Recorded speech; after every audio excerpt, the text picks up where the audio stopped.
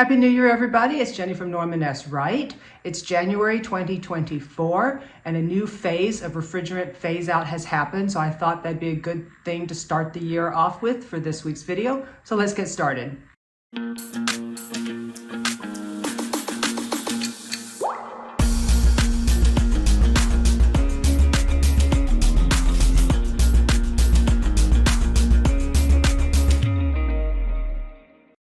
So let's just start with the table I showed from last summer of the California Air Resource Board's website showing the phase-out dates on their final regulation order. So you can see that room wall, window, AC units, PTACs, all this equipment up here have not been able to use refrigerants with a GWP over 750 since the start of last year. So this section is done.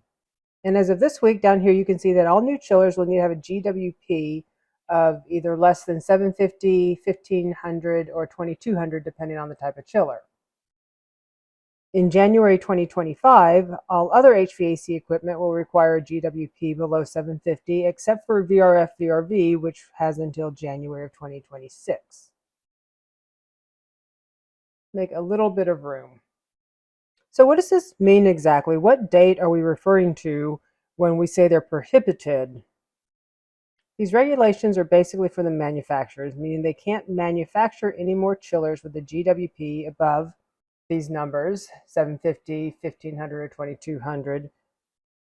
So if the equipment date of manufacture was in 2023, and this is the date that the manufacturer puts on the equipment label indicating the date of manufacture, it can still be shipped and installed.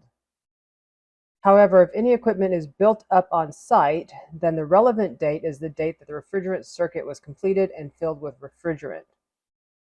Since the 2024 phase-out is just chillers, you pretty much need to be concerned about the manufacture date, but maybe when we get to the equipment in 25 and 26, we might see this other rule about being built up on site come into play.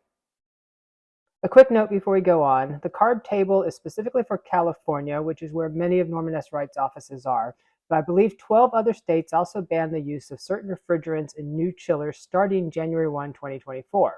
These states include Colorado, Connecticut, Delaware, Maine, Maryland, Massachusetts, New Jersey, New York, Oregon, Pennsylvania, Rhode Island, Vermont, Virginia, and Washington, D.C. And then the rest of the states are expected to follow suit on January 1 of next year. So let's move this over. As I mentioned in last summer's update, the refrigerant phase-out isn't as simple as just stop using one type of refrigerant and start using another. There's a lot of things that had to be considered. One major difference in the next generation refrigerants, such as R32, is that they're classified as A2L refrigerants. This table from ASHRAE 34 defines the toxicity and flammability of refrigerant, and you can see from the table A2L is down here with lower flammability.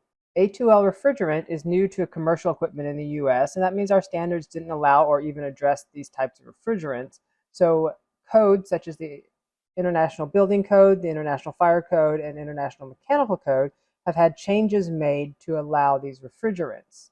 That means the manufacturers have had to do some redesigns to meet the new codes, and so designing and testing these new designs has been going on for the last several years. If you're going to ASHRAE or the AHR Expo at the end of the month, you'll probably see and hear a lot about these new refrigerants. And it's worth asking the manufacturers when you visit their booths what their plan is for the next two phases of the phase-out coming in 25 and 26. And as always, you can contact your Norman Wright salesperson if you have any questions about the new refrigerants. So that's an update on the refrigerant phase-out that just went into effect this week. Don't forget to like and subscribe to our YouTube channel. And thanks for watching.